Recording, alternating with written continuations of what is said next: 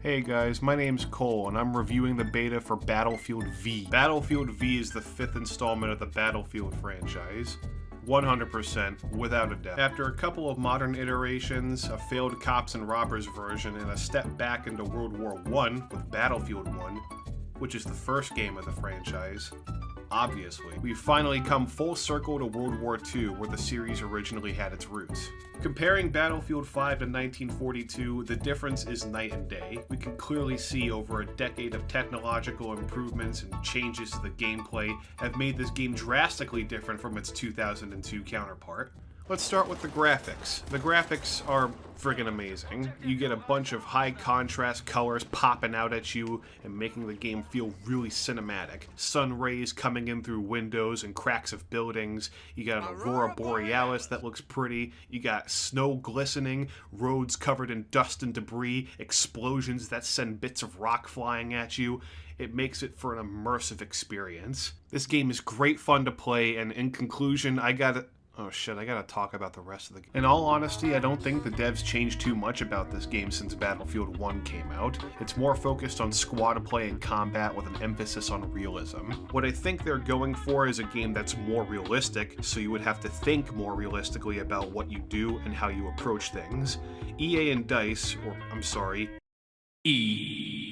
and DICE have changed the formula for World War II so drastically, both in terms of battle locations and gameplay features, that the game may feel a little unfamiliar, even though you know it's World War II and you know it's a Battlefield game. Going alone in this game is next to impossible. You can't just go Rambo from flag to flag gunning down a couple bad guys along the way, because you can die so much quicker in this game now.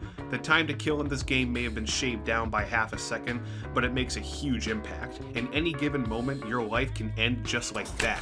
So this encourages you to rely on your squad to help you.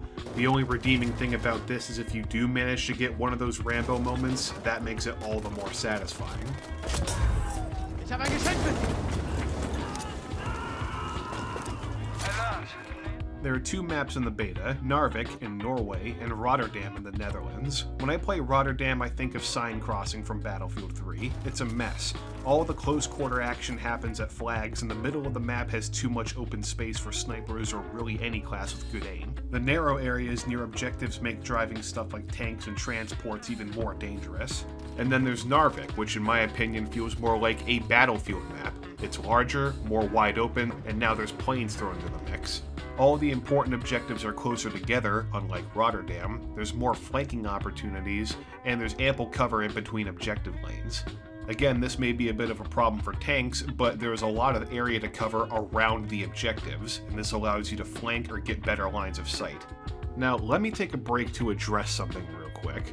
I don't think they've put nearly as much effort into these maps as they have in the previous games, and let me explain why. When Battlefield 4 came out with the Levolution mechanic, the devs set a new bar for themselves. These things like toppling skyscrapers or blowing up dams could dynamically change a map and shake the game up, but now I feel like they're taking a step backwards with the whole dynamic map thing, and in general I don't feel like they're trying to add some new shit to the table or try to surpass the bar they've already set. I understand that if you want to keep the game realistic in terms of historical accuracy, you can't add too much fiction to something that's already happened. The reason they get away with the skyscrapers, the dams, and everything in Battlefield 4, it's because it's a work of fiction. They can spin whatever they want into their timeline. With World War II, they're making a game based on shit that's already happened. It's kind of hard to add something that significant to change the map unless it's something that's already happened in the history books.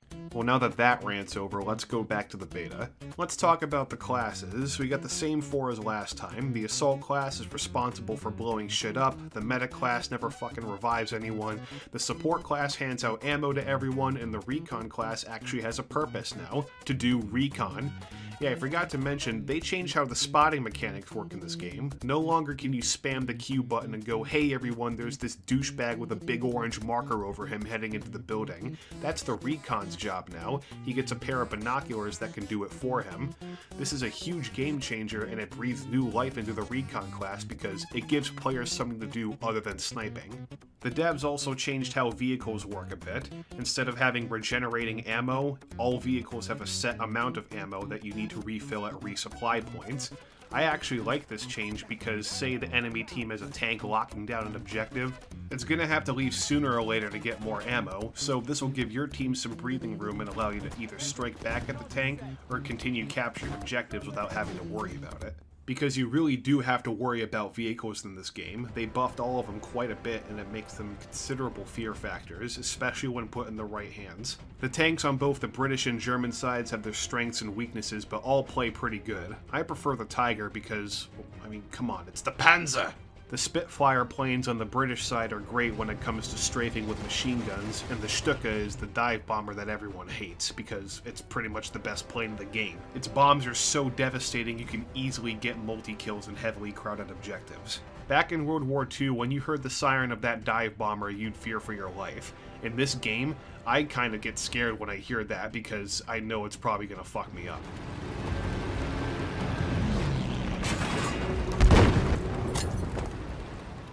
Some of the new features they've added include the toolkit, which allows you to throw down sandbags and make emplacements that allow you to stay in cover and fortify an objective.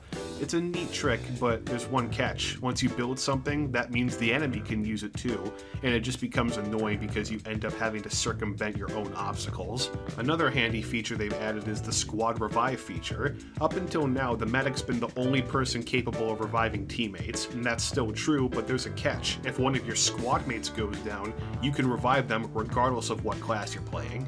So in the event you don't have a medic in your squad, when you obviously fucking should, you can just pick him back up in the heat of battle, although it takes a little longer than the medic, who can just stab you in the shoulder with the good shit and go, alright, you're all set, my dude. The medic can also give you extra kits to heal yourself, which I thought is a nice touch. Yeah, if you can't tell already, this game is a lot more fun with friends. Communication and teamwork is key to survival, and even though the game puts you in a squad at the beginning of every match, chances are your squad mates won't do diddly dick, so bring your friends, it's more fun that way. And this game has its fair share of bugs. I once encountered a bug where I got revived by someone, and then the game killed me and thought that I was alive still, but I couldn't respawn unless I left the game, which is pretty dumb. Now, I know I'm giving the beta some praise right now, but I gotta say, in all honesty, there's something about Battlefield 5 that just isn't clicking with me. It's probably because it's World War II. I mean, I've seen it before. We've all seen it before. Or maybe it's the more simplistic map design, or the watered-down weapons, I don't know. Don't get me wrong, the game is solid, for the most part, but at the end of the day, I would just prefer playing an older Battlefield game in general. What the devs have given us in the beta is a good look at what to expect, but at its core, it's not in-depth as the previous installments are. I like the direction this game's going in terms of creativity and squad play, but there are a lot of quirks and there are a lot of old features that could use some working on or could be reinstated in some way. And then there's all the controversy about women in the game or no Nazi imagery. I mean, okay, look. If I'm having a good time playing this game, I couldn't give two shits less of a sandwich about these topics. The game can be realistic to some degree, but there's a lot of blurred lines between what can be put in or not. To me, it only matters if those decisions negatively affect my experience, and for now, it doesn't. And that's my 2 cents about Battlefield V. I hope you enjoyed listening to me ramble, and if you want more shit like this, then I guess subscribe. And hit the little thumbs up on the video. Goodbye.